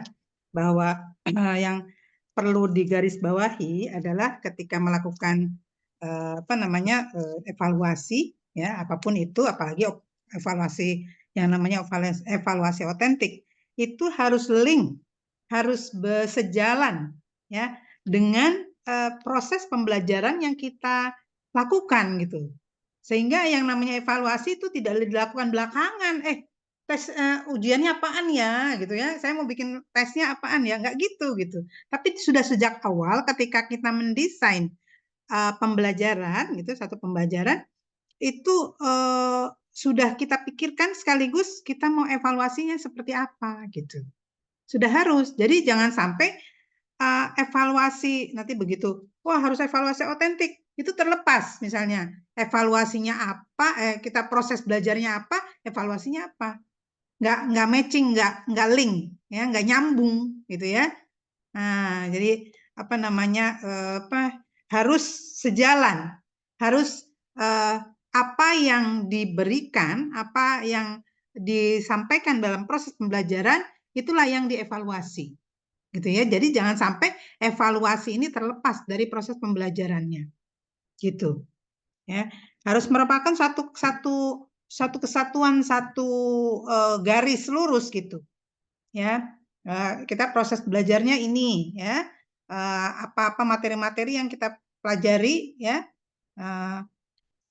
Kemudian itulah yang akan diujikan gitu ya. Nah, evaluasi otentik ini memang jauh lebih powerful sebenarnya daripada evaluasi yang lain. Kenapa? Karena seperti halnya sifatnya ya, tadi sudah disampaikan di presentasi bahwa dia lebih lebih dekat dengan kenyataan sehari-hari gitu ya. Ini kan hal positif apa sih ya yang membedakan evaluasi otentik dengan yang lainnya gitu kan ya, keunggulannya apa saja ya, lebih relevan dengan kehidupan, kemudian mengembangkan keterampilan berpikir tingkat tinggi, meningkatkan motivasi belajar, mengembangkan kemampuan komunikasi dan kolaborasi, memberikan penilaian yang lebih komprehensif ya. Nah ini ya evaluasi otentik ini baru akan terjadi, baru akan ada muncul kelima unggulannya ini kalau benar-benar kita rencanakan dengan baik. Ya, kalau kita rencanakan dengan baik dalam artinya sejak awal ketika kita melakukan desain pembelajaran ini sudah kita pikirkan, sudah muncul apa sih evaluasinya ya nanti ya. Ya, kalau kita mengajarkan A, maka evaluasinya pun harus ya sejalan dengan A. Bagaimana kita bisa memunculkan kompetensi anak untuk menguasai kompetensi A gitu ya. Nah, ini ngetesnya gimana nih? Ya, ngujinya bagaimana? Supaya kita tahu bahwa ya memang dia sudah kompeten menguasai materi A misalnya. Gitu. Jadi harus sejalan. Ini patokannya, pedomannya, ya nggak boleh. Jadi jangan sampai muncul kita mengajarkan apa, ya metode apa dan dengan metode apa, kemudian kita ya mengujinya apa, ya mengujinya hal yang lain lagi, misalnya gitu ya. Nah ini yang tidak boleh, gitu ya. Jadi harus sejalan. Evaluasi otentik itu menguji ya apa yang sudah kita ajarkan dan sekaligus bukan cuma sekedar sampai ya pada taraf hafalan ya C1 C2 ya, tetapi sudah benar-benar paham dan aplikasi. Nah, ini menariknya evaluasi otentik adalah tadi disampaikan salah satunya adalah relevan dengan kehidupan nyata. Oleh karena itu, ya sifat evaluasi otentik adalah harus aplikatif. Ya, penerapannya gitu. Bukan lagi tanya teori, bukan lagi tanya hafalan, ya, tetapi langsung aplikasinya, gitu. Ya, kemudian evaluasi ini juga dirancang supaya menarik dalam artian memotivasi siswa. Jadi siswa tidak merasa kemudian kalau dites itu, kalau dievaluasi itu stres gitu. Tapi justru tertantang untuk menampilkan performance-nya, menampilkan kemampuannya, kompetensinya. Nah, ini yang dinamakan evaluasi yang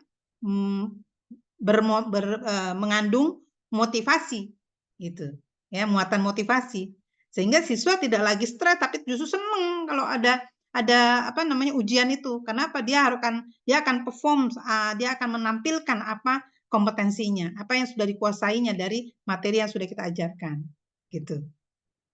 Ya, nah, karena itu kalau dulu di dalam kalau dulu dalam kesenian ya, kalau pelajaran kesenian dulu, saya nggak tahu sekarang apakah masih ada kesenian diajarkan di mata kuliah atau sudah jadi ekskul ya. Kalau dulu kan ada pelajaran kesenian gitu kan ya, ada ketika nyanyi, wah seneng banget. Saya seneng banget dulu, saya seneng nyanyi, jadi saya kalau namanya ujian nyanyi seneng banget. Ya, nari gitu juga kan, kita diajari nari, kemudian wah harus perform tarian, seneng banget gitu. Jadi evaluasi otentik ini tujuannya memotivasi dan kemudian bukan hanya itu, tetapi membangkitkan, sekaligus membangkitkan potensi bakat ya yang dimiliki oleh anak-anak kita, gitu. Ya, ini lebih unggulnya daripada yang lain, gitu ya. Jadi memberikan yang disebut memberikan penilaian lebih komprehensif itu ya, sekaligus juga kita bisa menggali oh ternyata ya minat bakatnya anak kita tuh ini, gitu. Ya sekaligus begitu, gitu. Bisa, jadi bisa kelihatan misalnya dalam pelajaran biologi misalnya, ketika kita berikan tugas yang sifatnya riset kecil gitu ya. Nah, itu anak-anak yang punya minat di bidang biologi akan sangat termotivasi itu untuk menampilkan hasilnya. Ya, di satu sekolah ya, saya nggak tahu apakah saya sudah pernah cerita ya di kelas ini.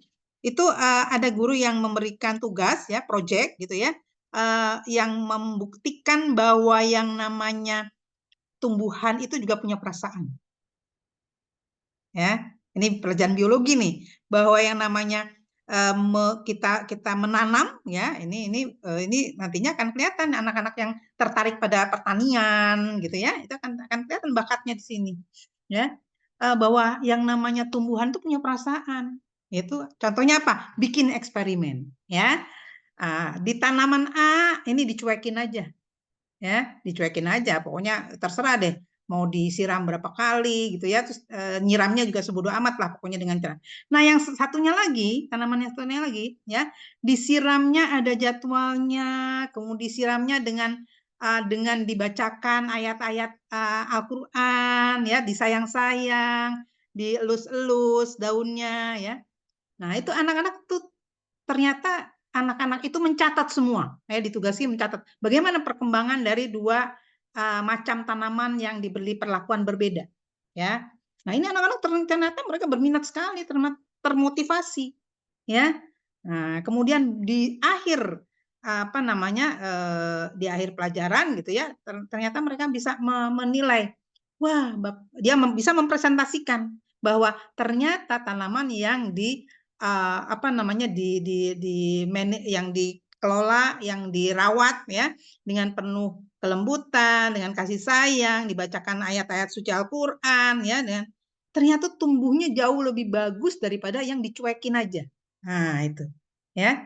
Nah, ini mereka pada waktu mereka presentasi itu mereka sangat-sangat ini banget, sangat sangat antusias gitu. Ya. Nah, ini yang namanya evaluasi otentik. Jadi kita tahu bahwa mereka betul-betul mengerjakan, ya. Mereka betul-betul mengerjakan tuh tugas proyek itu. Ya, kedua, mereka termotivasi.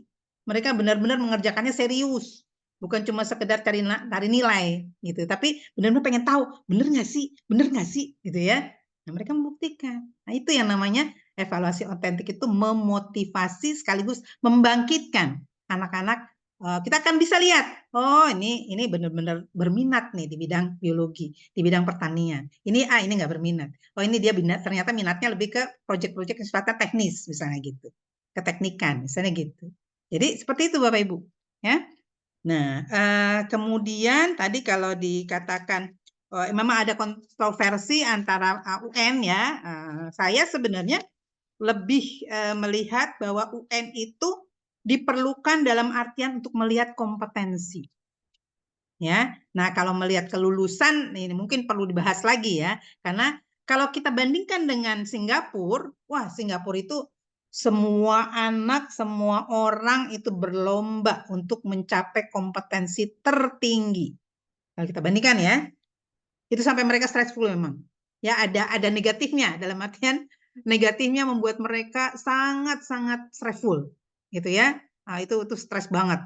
Apalagi mau jadi ASN gitu, wah udah itu buat Singapura tuh, wah karena ASN gajinya ASN tinggi banget gitu ya, sehingga patokan yang mereka tetapkan untuk lulus jadi ASN itu tinggi banget. Begitu juga di sekolah negeri.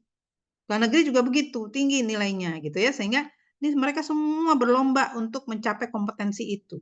Gitu. Nah, kalau misalnya ini saya juga mengkritisi kurikulum Merdeka ya, yang namanya Merdeka ya suka-suka, nggak seperti itu sebenarnya ya, bukan artian suka-suka, tetapi mereka boleh memilih ya apa yang mereka minati ya, tetapi harus dicatat bahwa ada hal-hal, ada materi-materi yang tidak bisa mereka lewati, materi-materi basic. Misalnya apa? Matematika. Ya, matematika di dalam ilmu apa saja itu kan ada kan? Berhitung lah, bukan matematika ya dalam artian. Berhitung.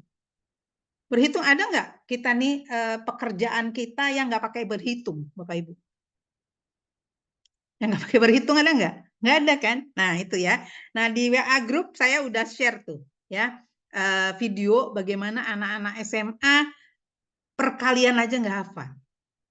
Ini memang ada kontroversi, wah itu kan C1 kalau menghafal, tetapi ada yang harus dilewati. Ya, ketika mereka sudah di level atas aplikasi, C1-nya harus sudah lewat, harus sudah dikuasai. Bukan berarti ke C1-nya dilewatin, bukan. Ya, C1, C2 itu dikuasai. Nah, kemudian setelah dikuasai kita harus kita harus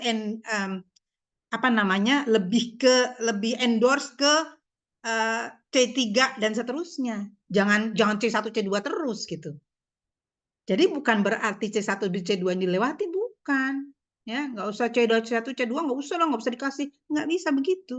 Dikuasai dulu gitu. Jadi harus ada itu pelajaran hafalan tuh harus tetap ada, tetapi tidak semuanya hafalan. Ya, hafalan itu sebagai basic.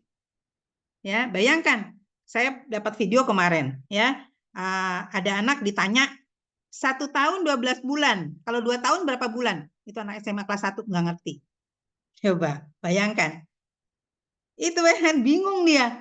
1 tahun 12 bulan. Kalau 2 tahun berapa bulan, Neng? Gitu. Iya. Nggak bisa jawab. Bengang-bengong. Itu anak 1 SMA, coba bayangkan. Ya. Nah, ini kan berarti C1, C2-nya nggak lulus gitu kan. Belum lulus. Bagaimana bisa dia mau masuk ke C3 dan seterusnya gitu. Ya. Jadi bukan berarti bahwa C1, C2 itu dilewatin. Bukan. Ya. Dikuasai. Selesai. Tuntas. Gitu. Setelah tuntas baru ke C3, C4 dan seterusnya gitu.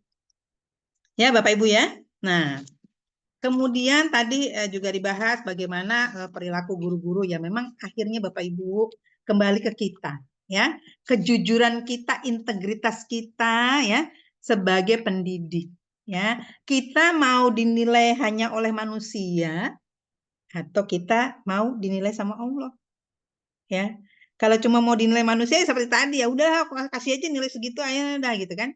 Nah, tetapi bagaimana tanggung jawab kita kepada Allah bahwa kita sudah declare bahwa kita ini pendidik.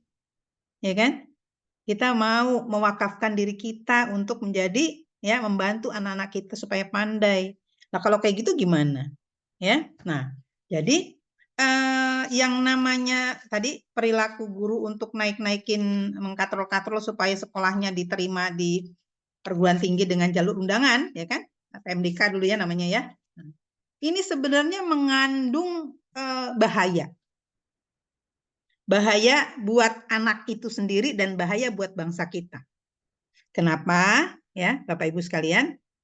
Karena dengan dikatrol-katrolnya nilai PMDK ya, kemudian mereka akhirnya sekolahnya bisa diterima di perguruan tinggi negeri ya banyak siswanya. Ya. Kenyataannya Bapak Ibu, pada waktu di perguruan tinggi kan itu dosen-dosen di perguruan tinggi nggak mau tahu. Anda dulunya lulusnya karena dikatrol apa bukan, ya kan? Yang penting saya tahunya nilai Anda bagus, Anda diterima di sini, maka Anda harus bisa mengikuti semua proses pembelajaran yang saya berikan, kan gitu ya. Nah, akhirnya kenyataannya apa Bapak Ibu? Nah, ini yang saya lihat nih dari anak-anak saya yang dokter ya, yang di kedokteran, di teknik ya. Ini pada akhirnya banyak yang DO. Nah, jadi DO-nya ya, yang DO nih ya, itu banyak banget yang dari PMDK Bapak Ibu. Ya. Iya, dibandingkan dengan yang apa namanya kalau anak yang lulus murni ya memang dari apa sistem SBMPTN ya. Ya mereka mungkin DO-nya bukan karena itu, karena biaya biasanya. Dan sekarang dengan sistem ada beasiswa dan sebagainya itu banyak yang terbantu. Ya, kan beasiswa banyak nih Bapak Ibu ya. Kita sampaikan juga nih kepada anak-anak kita, jangan khawatir. Beasiswa itu banyak sekali dari Basnas ya. Kemudian kalau di perguruan tinggi itu kita ada yang namanya Asosiasi Masjid Kampus Indonesia, itu juga punya yang namanya rumah amal ya, itu memberikan beasiswa. Kemudian ada lagi BSI Maslahat ya Bapak Ibu ya. Nih kemudian saya tahu karena saya sering sekali diminta untuk memberikan materi ya, untuk memberikan materi pelatihan, penguatan ya bagi siswa-siswa yang apa namanya diseleksi dan akhirnya diterima dan mendapat beasiswa ya. Jadi mentor juga ya di BSI Maslahat. Itu besar sekali. Tahun ini tuh ribuan anak yang didapat beasiswa dari BSI. Ya. BSI itu menyeleksi mulai dari mereka SMA ya, diseleksi untuk dapat beasiswa bimbel. Nah, setelah itu ikut bimbel, mereka diseleksi lagi kan, ikut SBMPTN. Diseleksi, mereka begitu lulus SBMPTN dapat lagi beasiswa, nyambung beasiswanya. Nah itu, jadi BSI ada, Basnas ada, ya, rumah amal ada, ya, rumah amal ini yang diinisiasi oleh Asosiasi Masjid Kampus Indonesia ada di seluruh kampus negeri dan swasta yang masuk di dalam jaringan Asosiasi Masjid Kampus Indonesia. Di programnya Rumah Amal. Ya, alhamdulillah Bapak Ibu, banyak sekali mahasiswa yang tertolong. Kalau cuma masalahnya karena masalah biaya, ya. Nah, yang nggak bisa ditolong adalah kalau nilai dikatrol, gitu ya. Nilai dikatrol terus gimana, kan gitu ya. Kalau misalnya sebenarnya basic matematikanya dia lemah, gitu kan. Nah, terus begitu masuk ya di kedokteran, gitu kan.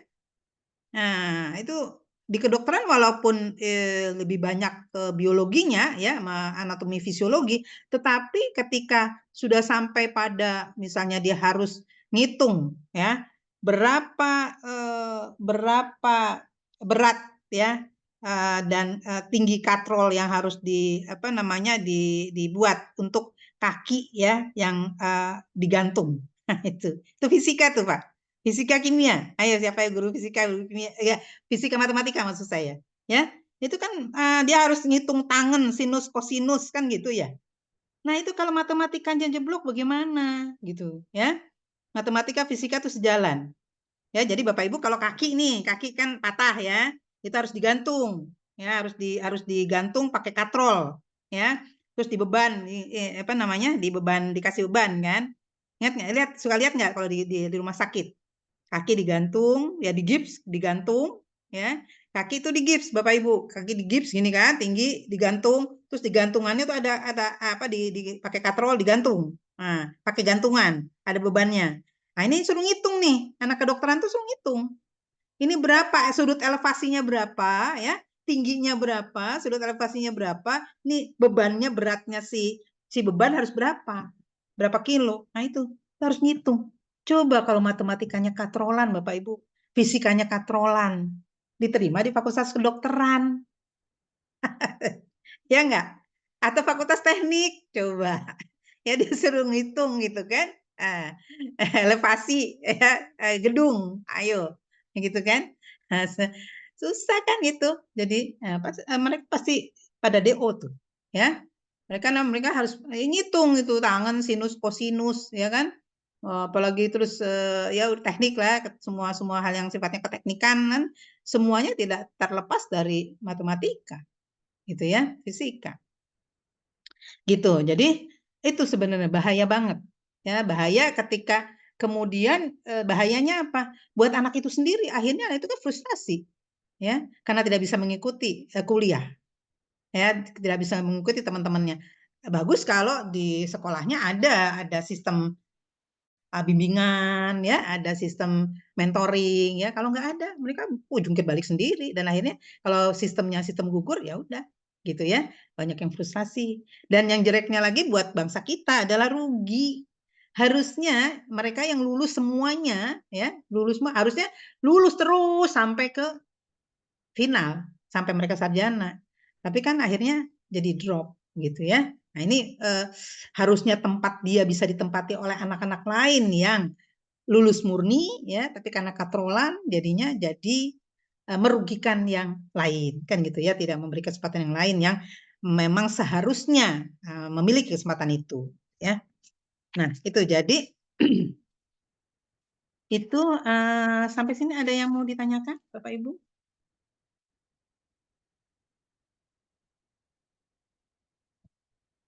Ada yang mau ditanyakan lagi? Semuanya sudah jelas atau ada yang masih belum jelas?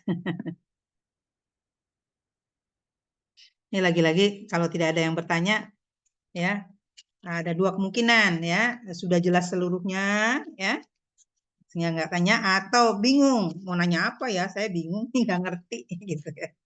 Ada dua nih. Ya Bapak Ibu, oke. Ini berarti sudah terakhir ya, kelompok terakhir ya Bapak Ibu ya. Ya betul Bu Dokter. Ya, nah untuk UAS ya, saya lagi-lagi mau Bapak Ibu buat project ya, cukup lama nih. Saya akan berikan sebentar lagi tugasnya yang akan diberikan. Jadi Bapak Ibu membuat makalah, lagi-lagi membuat makalah, project makalah ya. Cukup lama karena kan kita baru akan UASnya tanggal berapa sih sebenarnya jadwal UAS? Februari ya, awal Februari ya. Tapi saya akan berikan tugasnya ya untuk UAS dalam waktu 2-3 hari ini. Bapak Ibu, saya mohon doanya Bapak Ibu sekalian, insya Allah hari Rabu tanggal 16 Januari ini saya berangkat ibadah umroh bersama suami. Gitu ya. Jadi Semoga Allah mudahkan. amin ya. Semoga selalu sehat Ibu. Amin, amin ya Rabbal Alamin. Lancar. Terus Bu Dokter. Iya, amin. Ini cuacanya agak ekstrim ya. Saya dengar dari teman yang di sana juga ya banjir ternyata Mekah Madinah gitu ya. Ini apalagi saya mau mampir ke ke Mesir gitu ya. Jadi ke Mesir dulu 3 hari, kemudian di Mekah 4 hari ya, kemudian di Madinah 3 hari. Jadi 10 hari, yang 2 hari lagi buat perjalanan, 12 hari paketnya. Ya, jadi alhamdulillah saya dapat kesempatan ini karena rasanya sudah semakin senja nih umur udah nggak sanggup lagi umrah Ramadan. Biasanya umrah Ramadan nih, soalnya makin lama tahun lalu, bukan main ya, sudah makin padat Ramadan ini, seperti haji gitu ya. Jadi saya rasanya wah sudah tidak sanggup bersaing untuk mendapatkan tempat sholat di masjid. Bersaingnya bukan apa, bersaing mendapatkan tempat sholat gitu ya. Bayangkan Bapak Ibu, kalau membayangkan bagaimana mendapatkan surga gitu ya, sedangkan sholat di Masjidil Haram saja kita mesti bersaing dengan orang lain, buru cepet-cepetan gitu ya. Kalau Ramadan itu dari zuhur sampai pulangnya lagi habis subuh, itu di masjid. Kadang-kadang Supaya tetap ya. kadang-kadang subuh kita untuk sholat zuhur, sholat asar nggak mau pulang. Iya, makanya terus di masjid terus, betul. Jadi dari zuhur ya, zuhur sampai ya asar, karena habis subuh tuh kita pulang ke hotel tidur gitu ya. Nah, kita bangun ya, kita habis zuhur atau habis asar sampai habis subuh baru pulang lagi. Jadi kita buka puasa ya, iftar maupun sahur di masjid gitu ya. Jadi pola makan pun kita rubah ya, pakai pola makan orang sana deh gitu ya. Makannya pakai gandum, pakai kacang-kacangan, pakai roti, pakai susu gitu ya, nggak lagi nasi gitu. Nah, itu alhamdulillah tahun lalu saya 25 hari.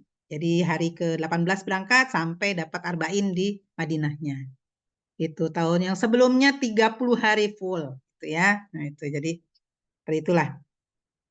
Ini yang sekarang rasanya kayaknya pengen lebih santai lah gitu. Makanya jadi sebelum Ramadan kita sudah berangkat gitu ya. Mohon doanya Bapak Ibu ya. Ya, Terus siap.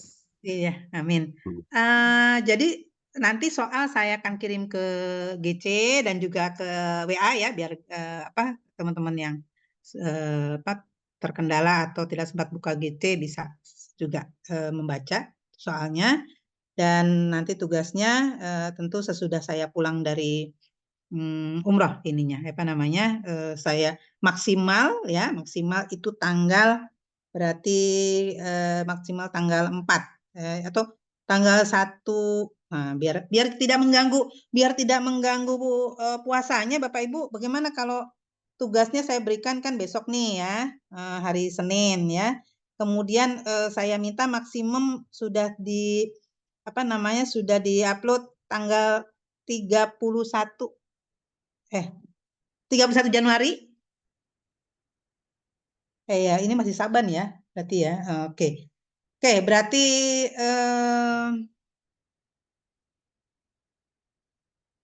ya sudah jadwal.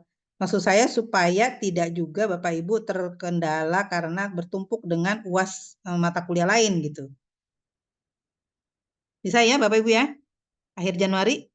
Ya, insya Allah Bu. Ya, bisa ya, cukup lama kan ya. Oke. Nanti soalnya project kemudian project yang Anda harus tulis dalam makalah gitu ya. Baik, sampai sini ada yang mau diklarifikasi, tanyakan atau apa? Didiskusikan? Silakan.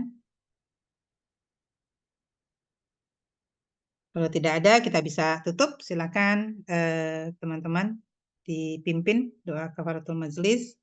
Dan apakah sudah didokumentasikan?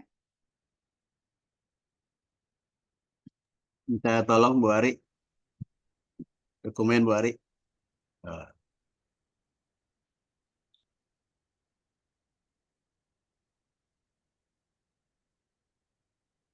Sudah Bu Ari?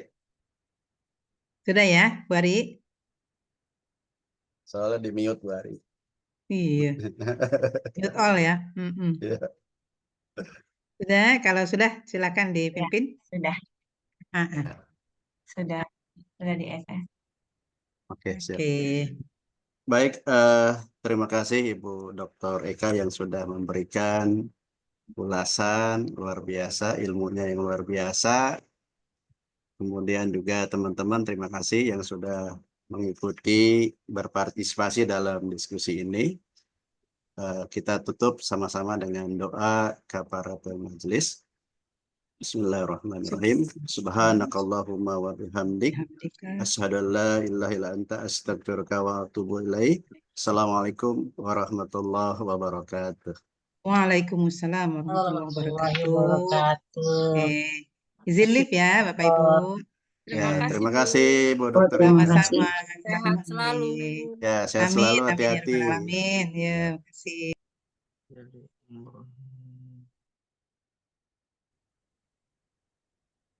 Alhamdulillah lega. Enak.